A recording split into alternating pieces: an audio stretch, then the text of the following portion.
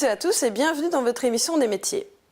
Alors aujourd'hui, on va se mettre dans la peau d'un médiateur. Vous avez des soucis de communication, vous ne parvenez pas à vous faire comprendre par votre conjoint. Plus moyen de communiquer, chacun reste campé sur ses positions. Alors nous sommes partis à la rencontre de Martine Obdebeek, médiatrice familiale agréée, afin de mieux comprendre comment sortir des conflits familiaux et de retrouver une entente cordiale pour le bien-être de chacun. Oui. Bonjour, qu'est-ce qui vous amène? Bonjour, en fait, moi j'avais entendu parler de la médiation et j'aurais voulu savoir si vous auriez pu nous aider un petit peu dans notre cas. Donc on a décidé de se séparer et malheureusement on a un petit garçon de 4 ans et aussi une maison. Et donc nous voulions un petit peu voir comment est-ce qu'on pourrait s'organiser et surtout si vous pourriez nous aider dans le cadre d'une médiation. La médiation familiale est un mode de règlement des conflits différent des procédures judiciaires habituelles. Il est basé sur l'écoute. C'est très important, c'est le point clé de la médiation. C'est l'écoute, on prend le temps de vous écouter avec empathie. Et on fait une grande confiance en vos possibilités, en vos ressources, vos capacités à gérer, à trouver vous-même des pistes de solutions. Vous êtes en fait vous-même les acteurs principaux des pistes de solutions qui pourraient être trouvées, au lieu de vous les voir imposer et de les subir. Et est-ce que la médiation peut servir à réconcilier un couple ou c'est juste pour les problèmes pratiques?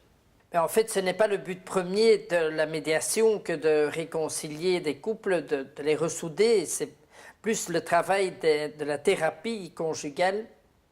Le thérapeute conjugal va plutôt se centrer là-dessus, alors que le médiateur va plutôt... l'objectif du médiateur, c'est plutôt d'essayer de recréer un climat de confiance entre des personnes qui ont perdu le dialogue, d'essayer de les remettre autour d'une table pour qu'elles puissent discuter entre elles. Et le médiateur va se centrer sur, en ce qui concerne donc la médiation conjugale, va essayer que la séparation soit le moins pénible possible.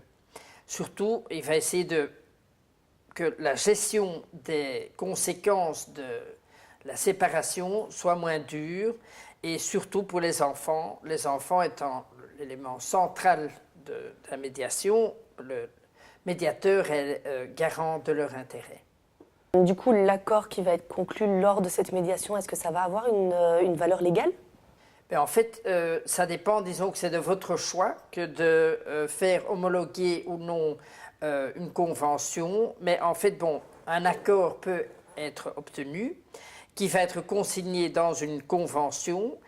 Et si vous demandez au juge d'homologuer cet accord aura valeur de jugement. Mais il faut pour ça que vous vous adressiez à un médiateur agréé, ce qui est mon cas.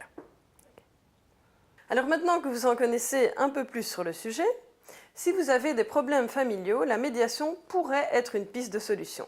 Alors n'hésitez pas à contacter Martine Obdebeek à l'adresse qui s'affiche en bas de votre écran. Et nous, on se retrouve très bientôt pour un métier encore passionnant.